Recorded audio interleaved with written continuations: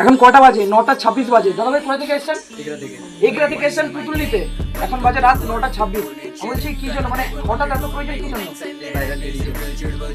Guys তোমরা কি করছো এত পরিমাণে যেভাবে ভাইরাল করছো তোমরা? দাদা ভাই এসেছেন যেহেতু এগরা থেকে, উনি নিয়েছেন 115 সেন্টিমিটারের ভাইরাল টেডি, দেখতে পাচ্ছ। দাদা ভাই আপনি পুতুল নিয়েছেন, তুলোর কোয়ান্টিটি কেমন আছে? ভারী আছে অনেক?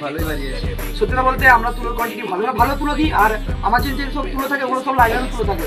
যাই হোক দাদা ভাই আপনি বলছিলেন বার্থডের জন্য। গাইস তোমরা তুমি ভাবো আমার বাড়ি থেকে এগুলো হচ্ছে 30 কিলোমিটার, ওখান থেকে দাদা ভাই বাইকে এসেছেন একটা ভাইরাল পুতুল নিতে। দাদা ভাই এত দূর থেকে যেহেতু এসেছেন তো ওনাকে একটা লাভ গিফট করা হয়েছে।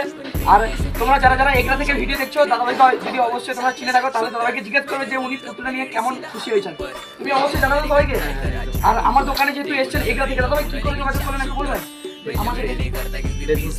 ফেসবুক থেকে আমার সাথে যোগাযোগ করেছেন, ওখানে নাম্বার দেওয়া আছে স্ক্রিনে, তো ওখান থেকে ডাইরেক্ট ফোন করে দাদা ভাই অ্যাকচুয়ালি ওনার হঠাৎ উপরে পুতুল চাই বলে মানে উনি ফোন করেছেন ধরো সামথিং বিকাল 4টার দিকে, তো উনি আমাদেরকে পার্সেল দিতে বলেছিলেন। এবার আমরা হঠাৎ উপরে তো পৌঁছাতে পারিনি, তো দাদা ভাই ডাইরেক্ট চলে এসেছেন আমাদের বাড়িতে। এখন 9:26 বাজে।